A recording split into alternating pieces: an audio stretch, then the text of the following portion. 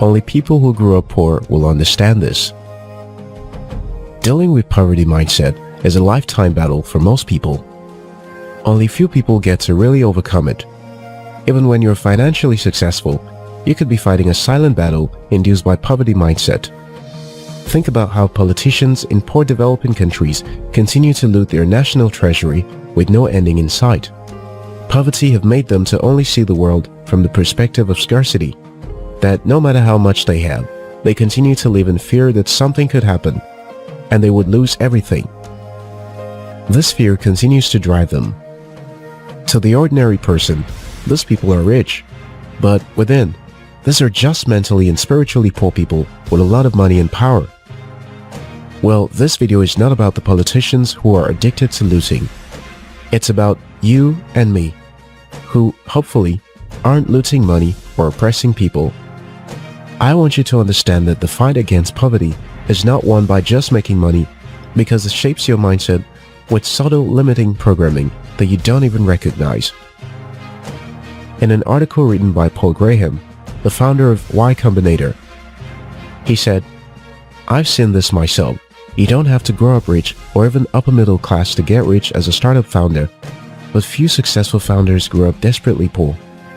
In other words, he observed that it is more difficult for someone who grew up in poverty to become a successful founder. Observations from someone in the business of helping people start and scale their business. He might have noticed a limitation in the mindset of such people who have lived most of their lives desperately struggling with money. They may be ambitious and driven to succeed, but there appears to be a common resistance that puts a ceiling to how much these people dare. You may argue that the reason is because of lack of opportunity or capital, in other words, wealth inequality. But there is also the argument of mindset. Poverty instills scarcity mindset. Most of us will not agree that we have scarcity mindset, but when you observe people's pattern of behavior, you'll see scarcity written all over it. For example, the most common mindset about wealth in a society is the pie, or what some will call national cake mindset.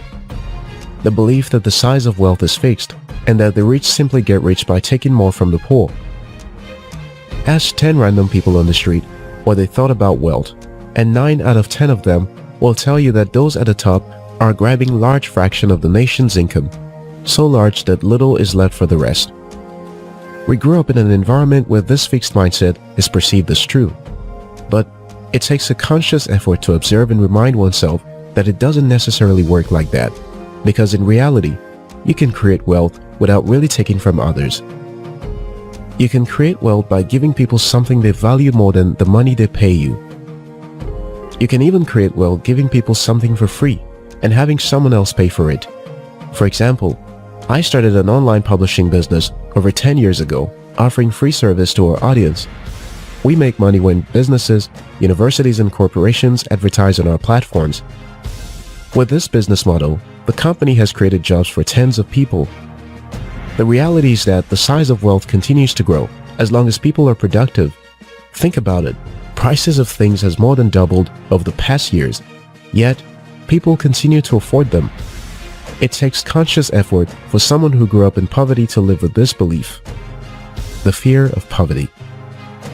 I know the Bible says the love of money is the root of all evil. In this present time, the fear of poverty may have broken that record. I mean, look at what's going on in most developing nations.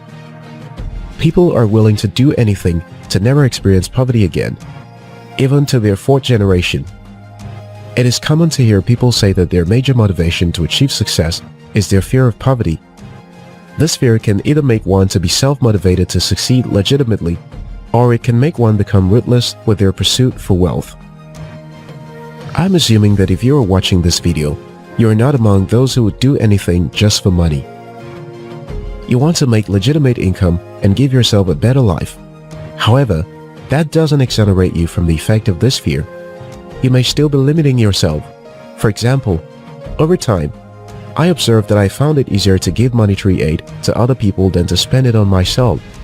I have to think through and overanalyze before deciding to buy that wristwatch or footwear, even when I could easily afford it.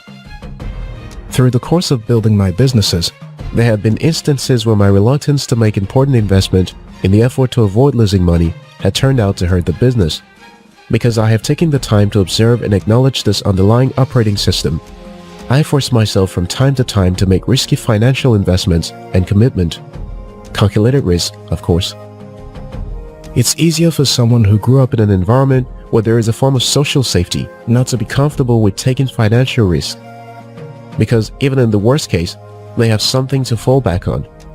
On the other hand, someone from a poor background may have parents and siblings looking up to them for financial support. Even if they don't, the fear of poverty often compels them to be risk-averse with life. It's preferable for them to get a stable job with predictable income than venture into more risky venture. As a result, you are less likely to take financial risks. Of course, there are exceptions to all of this, but the exceptions are the minority. The bottom line. Firstly, you need to understand that making money is not a sign of escape from poverty. You can have a lot of money and still be in captivity of a poverty mindset. In other words, scarcity mindset. Your preconceived identity may be in continuous conflict with the person you are becoming. One part of you believes you deserve all the success, while other reminds you how you don't belong here. Sometimes you feel so empowered, you believe you could do anything. Other times, you are reminded where you're coming from and why you have to be careful not to make a mistake that will take you back there. Secondly, being poor makes you terrible at using money as a resource. You want to keep as much as comes your way, instead of deploying money as a tool to get more done. You will rather spend time than spend money, despite that time is a more valuable asset. This is a mindset you have to consciously deal with. It is not extravagance to hire people to do what you don't have the time or skill to do. Thirdly, understand that to overcome the poverty mindset, you must first and foremost become conscious of it and start challenging your default decision with money. You must understand that your default relationship with money is emotional. When you have spent most of your life dealing with lack of money, living below average life, and struggling to have a square meal most days, you don't suddenly become smart with money. Most people either become extravagant as revenge towards money and to desperately maintain the illusion that they are keeping up, or they become frugal to the point that they deprive themselves of valuable opportunities. It takes conscious effort and education to find the right balance, and finding this balance can make the difference between living a fulfilling life and living a miserable and regretful life. Remember this. Experiencing poverty for a prolonged period of your early life leaves a lot of faulty program in your mind's operating system. This bug will conflict your vision to rise to your fullest potential. Poverty can become a motivation towards success, but you have to be conscious to not let it shape your perception of reality. Like believing you have to take as much as you can from other people and keep as much as you can to keep poverty away. You have to continue to remind yourself that there is an abundance of resources and opportunities out there, and that some calculated risks are worth taking. You have to remind yourself that your grand idea is worth sharing with the world, and that you are good enough to possess such ideas.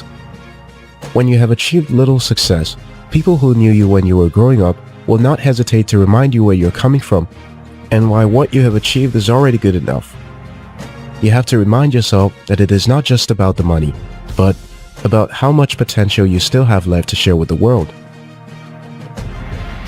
Let's hear your thoughts in the comment section. Like, share and subscribe to After School TV for more insightful videos like this. Until next time, your success matters.